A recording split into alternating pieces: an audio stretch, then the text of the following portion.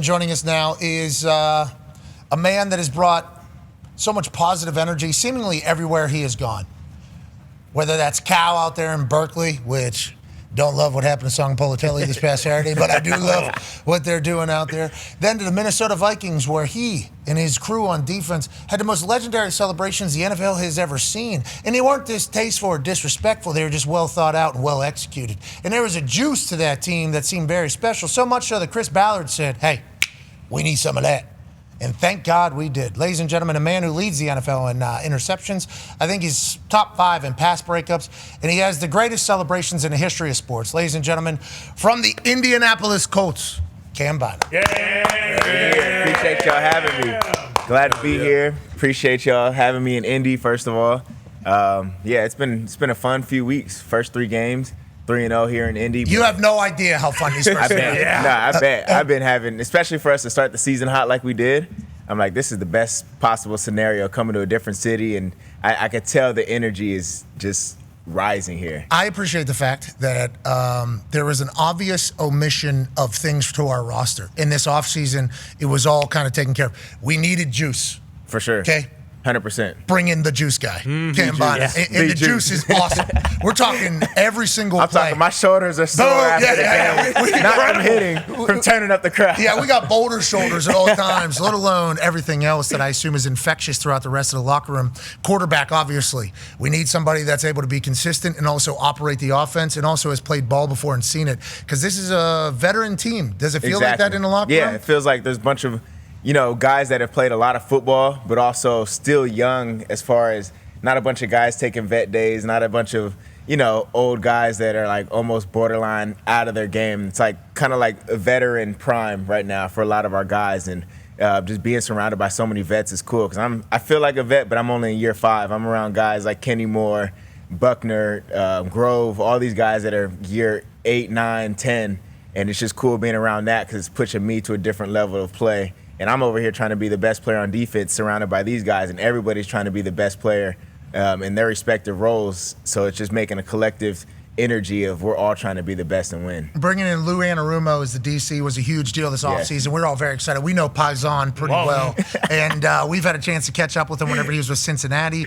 Obviously, with the way it ended there, it felt like, what is Lou Anarumo going to do next? Our team has always had a lot of talent, so we actually go to the games. So a lot of people don't. We go to all of the Colts games, home games. Respect. Okay, we're there. I'm there where you see it.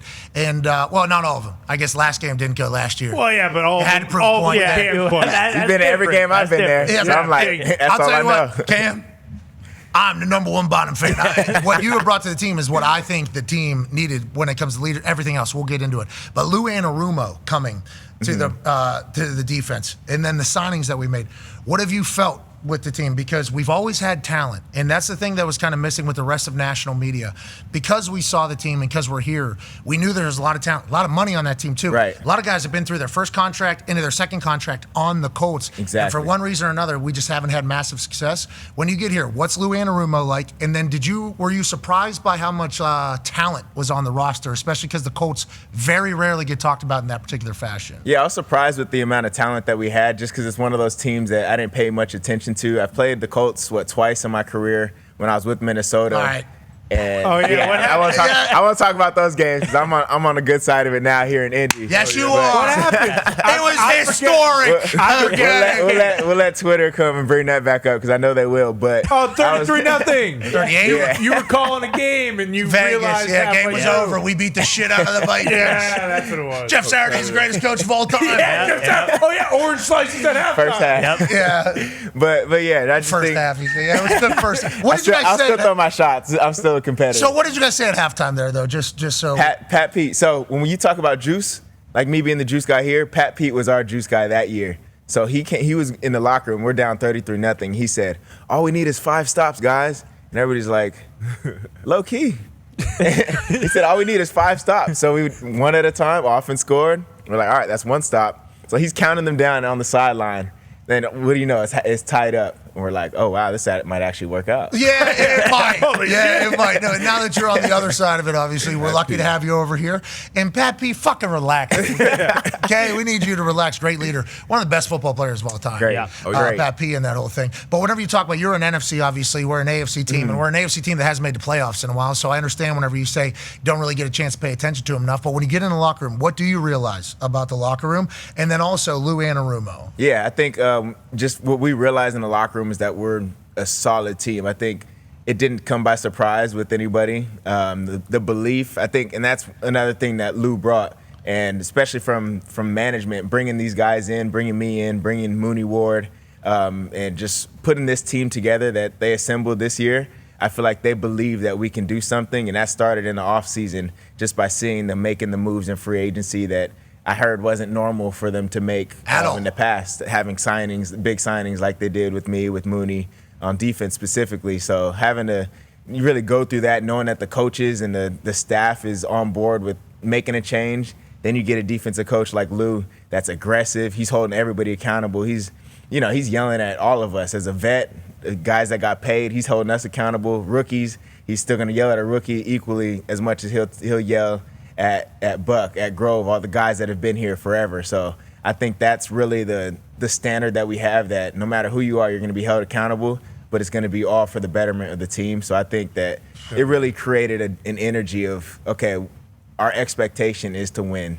And that's really, it started in the offseason by picking us up and really making moves in free agency. Oh, I love hearing everything about that. That sounds like a winning football team. There's a lot of shit coming out of Indianapolis the last few years that did not sound like a winning football team. I'm happy they addressed it. And the big three, their first season, D-Butt. I love it. Casey, Kalen, Carly is the ownership. We got some major players all of a sudden. Go ahead, D-Butt. Absolutely. You talk about a winning football team, you need a quarterback. And For sure. Dan Jones came in, AR was a quarterback battle. It's something you never really want to be a part of when you're on the team. But Dan Jones, he won the job, and we see why. Coming from week 1 all the way to week 3, he's been on fire. The offense has been on fire. What did you see from him throughout the offseason and then throughout training camp, and then obviously through these 4 weeks, not only on the field but off the field, kind of in the locker room? Yeah, so what I've seen from him, well, we got history. He knocked us out the playoffs in 2022. Oh, where was that? With the Giants. Oh, that was in Minnesota. Yeah, get back. So then he knocked me out the playoffs then. Then last season he was on with the Vikings on the P squad for the second half of season. So I just saw the way that he was working. Even when he was on practice squad, he was taking those scout team reps going against our starting defense, and he was trying to dice us up, and he was going out there treating it as if it's a game, really like having intentful practices, knowing that, okay, I'm using this time to get better, because next season when I get my shot, he's going to take it and run with it. So when he got to Indy, it was really the same mindset. He was locked in, extra work, just seeing him long hours there, just always put the work in. So now when we went through training camp, it wasn't a surprise that he was playing well and just being consistent and just playing good football, ended up winning the spot. And for me, I never had a doubt in my mind that he would, turn things around. He caught so much negativity from the world and the football world on the media. But it's like you see that you get in a place where they believe in you and they have a collective belief and support a quarterback. You see what he's doing now. Right now he's looking like the best in the league, and he's leading us to 3-0. Offense putting up 42 points the last game, 29 points the week before, 33 week 1. So it's like, even if we're having bad games on defense, our offense would still carry us to a win. So it's like, at the end of the day, he's getting the job done and doing it well and protecting the ball first and foremost. Yeah, you're not having bad days on defense, which is great. You're talking about protecting the ball. Conti, who you obviously know now, this guy's a legend. You need to know that Matt Conti's a legend. He's a Penn Stater, too. Huge weekend up there. In Happy Valley. The Colts have committed 0 turnovers this season, making the first time in franchise history the team hasn't turned the ball over through the first 3 weeks of the season. For the defense, obviously, put the fire out or quick change or anything like that is always talked about. Them not turning the ball over. Can you talk about all 3 phases coming together, including the punter, who punted 1 time in 3 games? That's wild. Good Sanchez, great dude. It was a good punt. Do you know how bad I wanted us to go for it on 4th down, regardless of anything? I just wanted to keep his streak going of not playing. So I was like, can we just go for it? I don't care if it's 4th and 20. Just go for it. So my only question is this. Complimentary football hits immediately with a lot of new pieces. Everybody's flying around. Brand new defense coordinator. defense plays spectacular. Brand new quarterback, offense playing spectacular. Special teams, kickers making kicks. Shout out to Spencer Schrader. You can't be using leverage on guys. No, of course not. Yeah, You know the rules. Yeah, you can't do that. Yeah. That is illegal. But that happening this quickly into the brand new era of this team, I guess the question is there still long season? What is the thought to kind of carry that and to continue to build? I assume you all think that you're nowhere near where you can be because how fresh everything is. For sure. Is that how I should be viewing it as well as a Colts fan? Yeah, I think we haven't played our best ball yet, especially I'm speaking for me as a defensive player. There's a lot of stuff that we left on the field. Even with these games, we've had turnovers, pick six, strip sacks, everything we've had, but we feel like we haven't played our best ball, even on offense, getting down to the red zone and just kicking field goals. Special teams giving up, an extra 10 yards on a return. So little small things that we're still guys, we got to get better on. But we like where we're at. And I think we set the foundation of what the year is going to be like. First game, interception, first series. Last game, pick six, first series. Offense scoring the amount of points that they're scoring every single half. I think the foundation, the expectation is set. So the rest of the season, it's if we're anything less than what we've been, it'll be a letdown for us. So I think that's the best way to start. Yeah, big time. We're expecting pick sixes. I'm expecting first 17, and that's the energy. We went to the luncheon, the team luncheon before season, right after training camp, and we're up there talking. The leaders are giving their little speeches, and I'm up there talking. People probably looked at me crazy, but I said, I'm expecting a Super Bowl out of us. And it probably sounds crazy from a new guy like me coming to, talk to all the donors and all the people sponsoring the team and the whole team, the whole staff, ownership. And I went on stage and was like, I expect the Super Bowl. That's the expectation, to win every game. If we fall short anywhere, oh well. But my expectation is a Super Bowl. Hell yeah. And that's how we work. I think every team thinks that, right? Every team is supposed to think that. But I think also whenever you see what you guys were building at the time at training camp, not a lot of talk about training camp other than Anthony Richardson and Danny Dimes. Right. The rest of the team wasn't even chatted about. Had no idea that Quentin Nelson became a fucking vocal leader. Yeah. No, he's different. He is. He's different. He's jumping around, he's getting a dog. celebrating, Yeah. getting. No, he's if a running back scores, he sprints to the end zone to go celebrate with them. He's over here high-fiving the defense. Good way to run to the ball. I'm like, you're on the other side. You should not be happy about that. But it's just a leadership thing that he's becoming. He's picked that up. Your first year. I didn't know that. I'm thinking this is him. Ryan Kelly was the center. Leader. Goes to Minnesota. Yeah, now he's in Minnesota. Did two of our linemen from the Colts? Fries as well. Yeah, to pay for you. We just traded people. Yeah, to pay for you, we had to do that whole thing. Shout out to them. Yeah, shout out to them. Certainly shout out to them for what they did for the Colts. But Ryan Kelly had been here a long time, and he's the center. So the center normally the natural leader of the offensive line, and also been there a long time. So I think maybe Quentin wasn't empowered to be a vocal leader, but I think he saw the way everything was going, and I love what I'm seeing from the mic'd up shit out of him. I don't know what the rest of the building looks like. How many of those guys are there on the team? A lot of people that understand the sense of urgency. You think that? I think there's a lot, especially like we said. There's so many vets on the team, so everybody's comfortable talking, but nobody talks too much to where it's like, okay, you're doing too much. You're trying too hard to be a leader. Everybody has their natural leadership role. For me, it's the lead by example, lead with energy. For Zaire Franklin, it's the I'm turned up, I'm gonna run through your face type of leadership. Kenny, you know what you're gonna get. He has his finesse and his swag, and he's still gonna be like a leader. So just those three pieces on defense, with Mooney just being locked in, knowing he's gonna lock things up on the outside. Everybody has their certain type of leadership. Then on the offense, obviously quarterback, Danny Dimes, he's a little more quiet, but he's still making sure everything is operating well. But Q, he's a vocal leader. He's running to everything. He's That's talking. awesome. Incredible. Just everything. So you get a little bit of everything from everybody to the point where everybody is locked in on their certain role where nobody's overstepping their boundaries of, okay, this guy needs to calm down. He's trying too hard. So it's a natural leadership in this locker room. Anybody missing team meetings or treatments or anything like that? No. There you go. Never. That's a huge deal. That's an expectation just around the league. You don't do that. I agree. You're not late. Yeah. You don't miss meetings. Yeah. You will get fined one. The money's one thing, but the embarrassment if you miss it and coach puts you on the spot, it's like nobody wants to be that guy that's late and has to talk in front of the team and give your excuse. This offseason, the transition into elite kind of operating and elite leadership is wonderful. I don't know how the hell it happened. Yeah. It might have just been you coming. And I hope I had a part of it. Yeah, you did, brother. You did. I hope so. It's why any of those Cadillac Escalades that you're going to be trying to triple down on, he's got. This thing is a spaceship. Gorgeous. I don't know if it's bulletproof. Fucking look like It looks like it. Don't try it. Don't test it, though. Yeah, please don't. Please don't. Connor has a question for you. So with the offseason, bringing in players, it was also kind of like, hey, Shane Steichen better figure this out when it comes to, head coach, kind of like a hot seat, prove it year, if you will. We kind of called him Shite Steichen. We did not. For a while. I called him, I may have said it once. We called him Shite Steichen for a little. It's much different now. I think we could even say maybe like a sweet Steichen, maybe a shine Steichen now because of how well he is.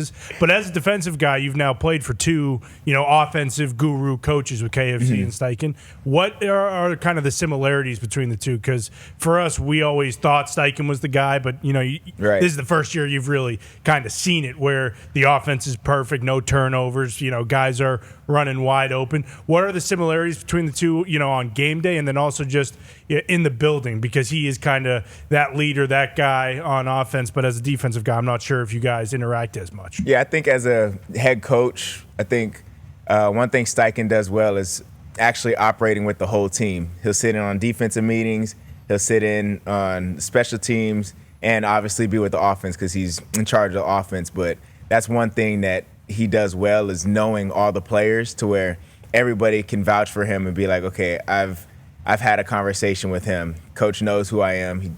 He talks to everybody pretty much exactly the same. Then on top of that, on the football part, I think one thing, the big part of success is how a head coach operates with the quarterback, just the confidence that they can give a quarterback and really putting them in position to succeed with the plays they called, just certain things, little small things, how you start the game. Let's not go for a shot first play. Let's get your rhythm. And that's basic around the league, but I see it in our offense, how consistent our offense has been, and it's been nothing flashy. Everything's been just consistent, and you see coaches putting every single player on that offense, especially the quarterback, in position to succeed. So, and I think that's really what I've seen from coming from Minnesota, what KO's been able to do with the quarterbacks there, then coming here, seeing what Shane is doing. It's like, okay, that's the blueprint. When you really instill that belief in a quarterback that they can do something well and they can operate this offense where the quarterback knows, okay, I got this, it's easy from there. Shane talk shit to you guys during practice or no? Any interaction?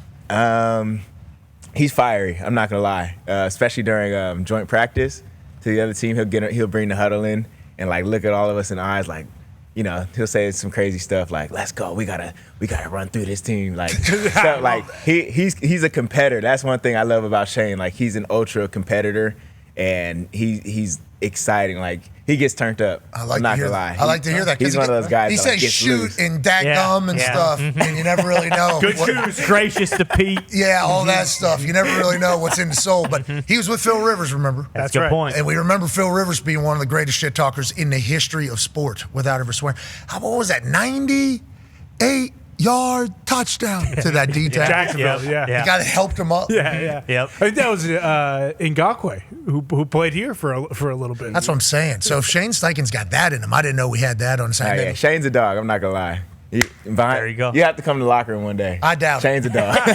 They will not let you in there. Yeah, we got some trade pieces that keep scoring touchdowns. More than two. Ty has a question for you. You mentioned the expectations 17-0 and winning a Super Bowl, and I know that this is your first year, so I don't know how much you got to meet Mr. Irsay or what your relationship was like with him before he passed away, but looking at it, it seems like almost, like what's happened so far early here, like you guys are being lifted by like a higher power, or like there's something else going on there. Like the vibes are great, and I understand it's a week-to-week league, but like early right now, as you look at it, does it feel like, this actually does feel a little bit more special maybe than like some of my other seasons in the league? Because I don't know if you realize this, but like if you guys do that, if you win a Super Bowl, like there is 1,000% going to be a movie made about this season. Yeah, rest in peace to the exactly to the legends. So maybe also start thinking about who you'd want to play you in that movie as well. But does it feel different? I might have to be in it myself, just filming in the off season. But You can definitely make that happen. Good charisma, good I moms. would easily do that. But yeah, I think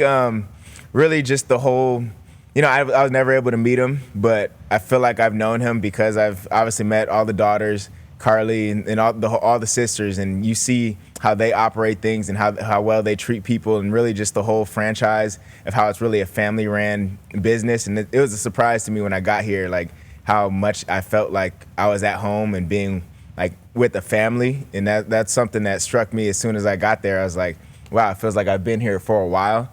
And really, that started with the ownership and how involved they are in a good way, never overstepping their boundaries, never doing too much, but being involved where you're like, okay, I can respect how much you actually care about this team, and you're not just, a rich person that buys a team and just, all right, y'all figure it out. She's in there learning football, learning coverages, asking us questions, not because she's trying to be, overstepping, like I said, but really genuinely curious of, okay, how does this football stuff work? So when she's on the sideline, she's locked in and really doing that.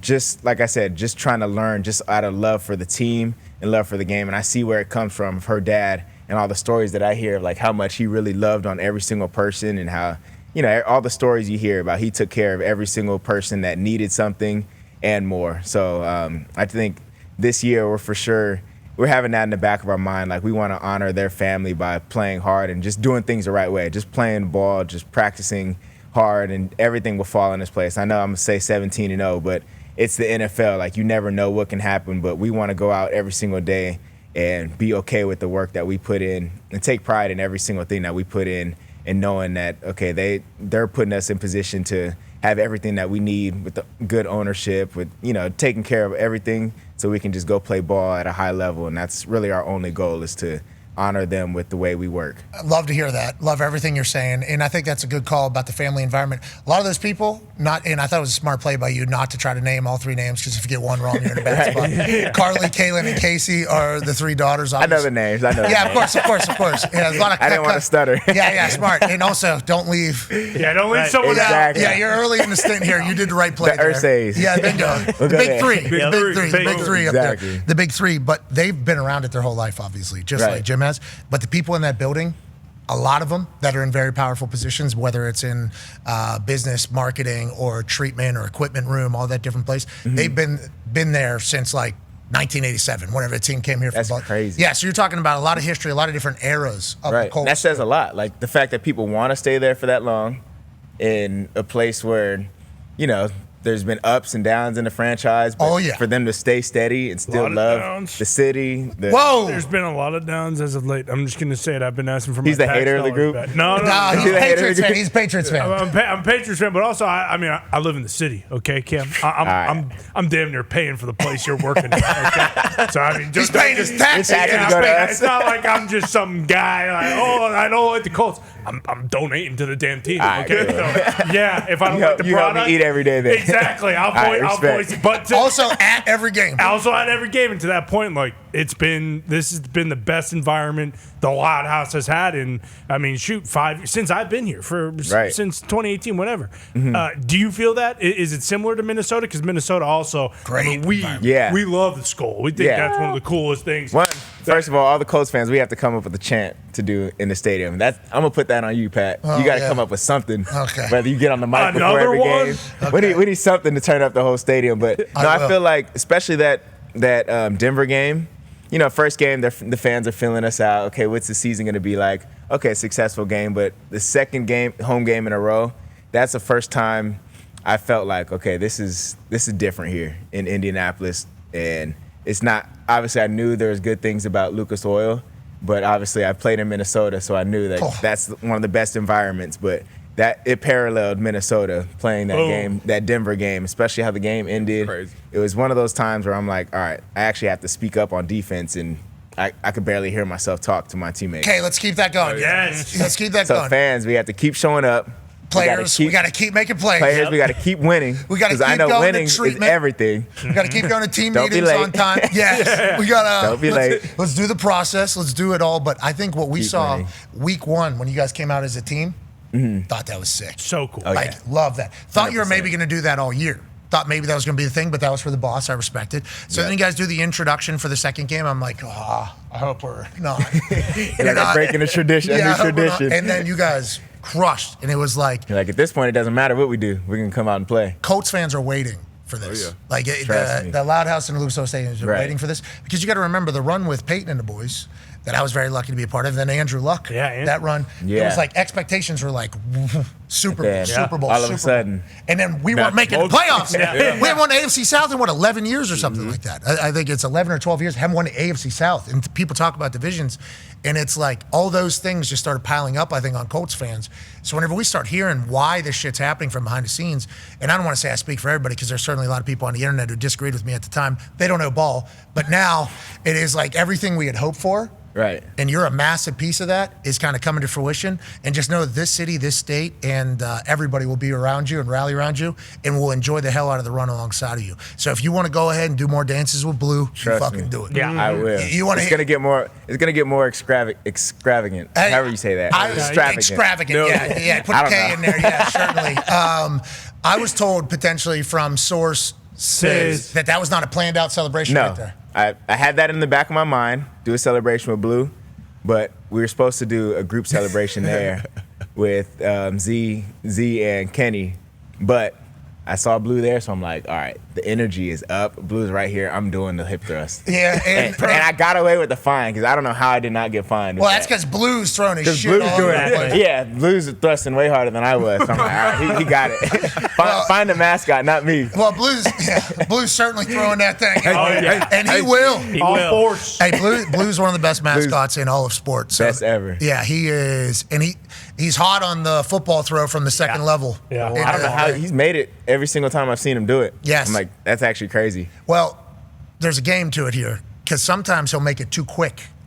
And people like, everybody take a look at the window. Blue is throwing from the sky, and everybody, as people are trying to figure out what's happening, and he makes it on like the second throw, it's already over. Everybody's like, nobody even knows what happened. So there's a fine line there where he's got to lethal shooter it a little bit. He's got to miss and understand it, but then he's also understand it now. Yeah, exactly. So there's a little bit of that happening, but he's an incredible athlete. This one where you start bouncing around, I was hoping for the kip up at the end, like old Buddy did in the original. Hey. See, my foot slipped because I wanted to be dramatic and go for like 20 more yards. Just like all the way up. Just up the whole sideline in front of the Dolphins. Tunnel. But my foot slipped on the turf. I was like, all right, I got to cut it. Let me high five everybody. Start getting my shoulder raises in. How many in the back of your mind at all times? Celebrations? I got 3 a week in case. I mean, I need a solo because in case a teammate that I plan a group celebration with doesn't make it to the end zone, I got to hit my solo. Then I got to have like a specific one with like me and Kenny, or in Minnesota it's me and Metellus. Then I need a full team one. So every week I'm going in there with 3 on my mind. Chuck Pagano says, have a plan. Have a plan. Exactly. Have a plan because we expect to take the ball. Bingo. First and foremost, we're not dancing for no reason. We're going to run a fake field goal. We're supposed to where I was going to score a touchdown. And Chuck's big piece of advice was, have a plan when you get in that end zone. Don't look like an asshole. And I was like, all right. Look like you've been there. I was like, thank you. That's actually a good call. I should think ahead a little bit. So I had a magic trick I was going to do. Anyways, it was going to be a whole thing. 15 yards. Vinatieri was going to have to kick a 45-yard extra point. Maybe even a 50-yard extra. Oh, well. It's worth the moment. It certainly is. It doesn't matter. Hey, you're worth every dollar that we've paid you to come here to Indianapolis already. We appreciate you so much. You're the man. Good luck the rest of the season. And thank you for coming to our city. Thank you guys for having me. Appreciate it. Shout out to Indy for making me feel like at home. You have a YouTube? I saw a camera. Yeah, shout out to YouTube at Cam Bynum. Weekly vlogs of my game preparation and just at home life. So tap in, y'all. I like that. Okay, we will. Subscribe, ring the bell. Yeah, ring the bell. Do the whole thing. Ladies and gentlemen, Cam Bynum. Yes, sir.